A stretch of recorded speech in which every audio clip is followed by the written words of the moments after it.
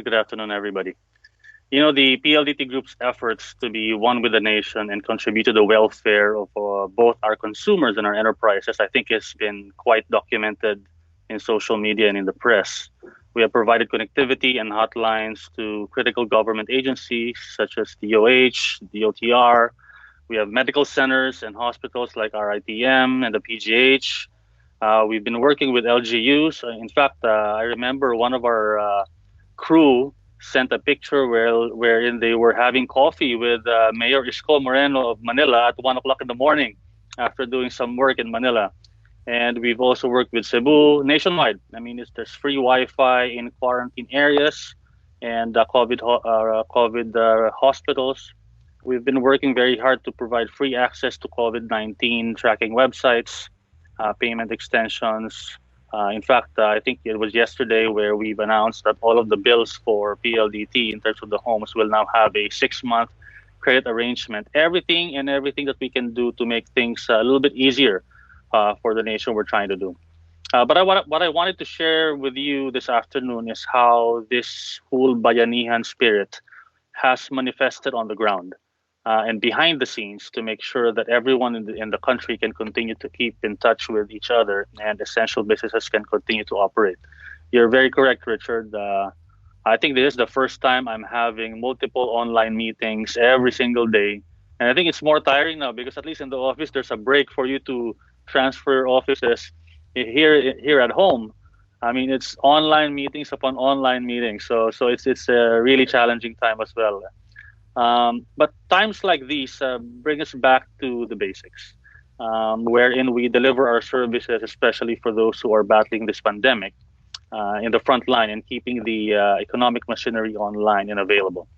Our focus, which has been my own personal driver, is that we have seemed to focus our business metrics and revenues, our focus on business metrics and revenues has shifted very drastically to service.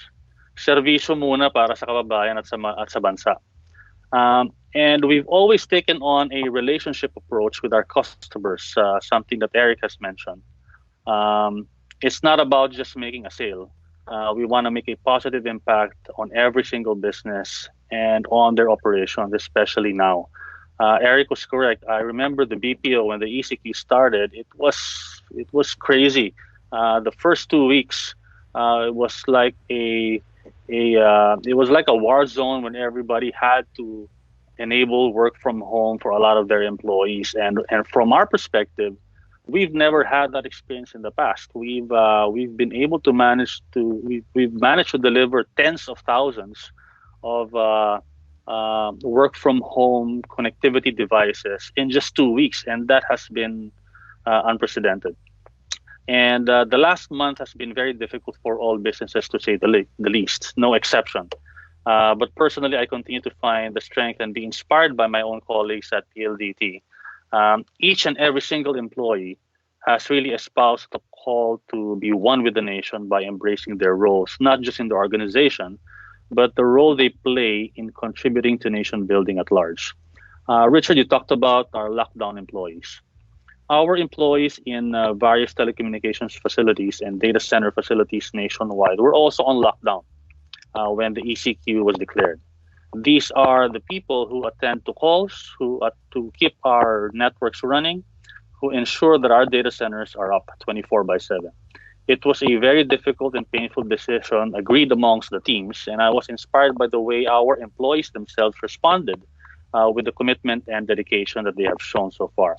Being locked down meant being away from their families amid the uncertainty and with no clear timeline in sight. In fact, I remember very clearly at this very moment, we have one employee who's actually servicing a customer. She's like a frontliner for the medical field.